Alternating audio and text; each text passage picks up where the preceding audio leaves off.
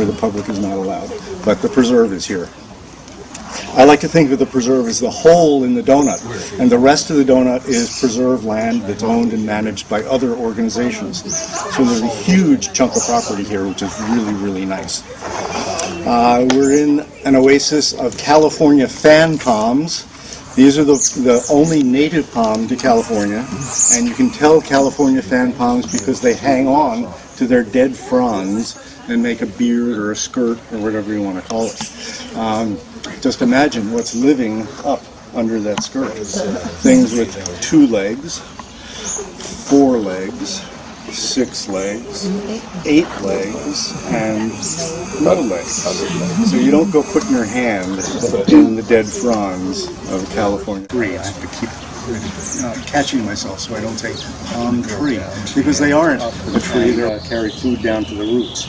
So you can't tell how old a palm is by counting the rings, because there are no rings. But when you get back, you can go in the palm house and read about how we know how old these guys are.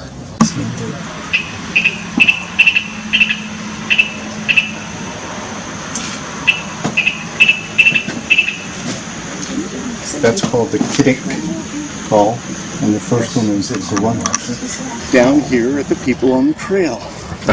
So we'll wave to the folks up at Keys View this morning. How much more lush vegetation should be more insects, which means more birds. So while we're walking, as things warm up, there should be a river of birds coming through here.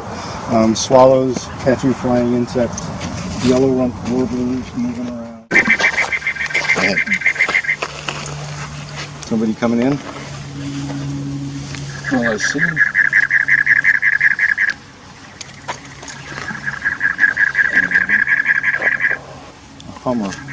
Hummingbird hovering out there. There are different species of tamarisk, and I read that one of the species grows so densely together that even wildlife, real problem. You cut them down, they grow back. You burn them out, they grow back. It's really tough out here in the desert. If they do get rain, I've heard about this stuff. Water falls from the sky, it's called rain, right? You know about that? Okay. If they do get rain on their branches, then they will pop out leaves, and the leaves will produce enough energy that's pretty much guaranteed to see is the phainopepla, the silky flycatcher, nicknamed the Black Cardinal because of that punk crest. Phainopepla, silky flycatcher. It's in the flycatcher. The white one produces berries, and the phainopeplas depend on those berries.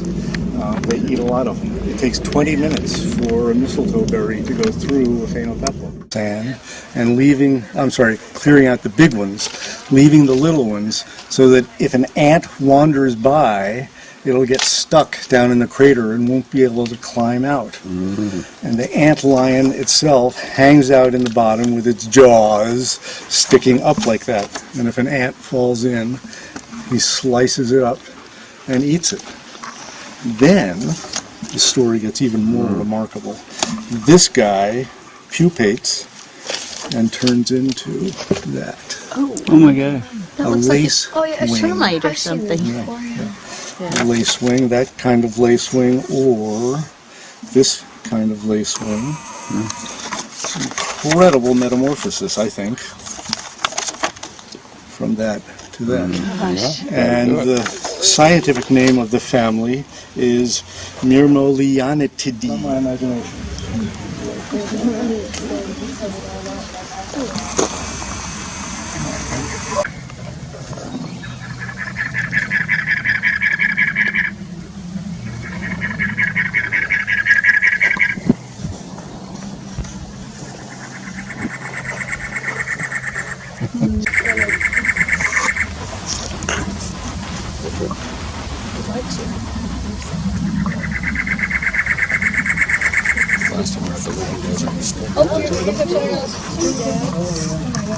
Together? Doing his push-ups? Yeah. Here another. Some kind of a display?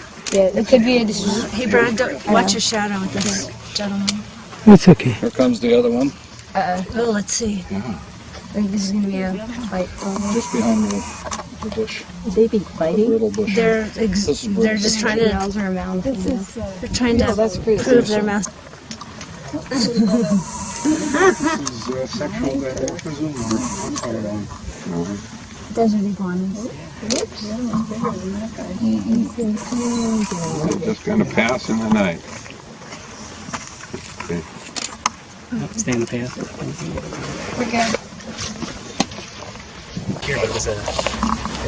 So there is a bean in there. It looks like a wax bean, right? You can see that insects will eat them. Native people would grind up the whole thing, the pod and the bean, to make a flour. Those black things insects? The holes are okay. drilled by insects. Yep. So these are the flowers, and this is the fruit that they produce. Seeds in there too. Yep. Yep. Peas or beans. Yep.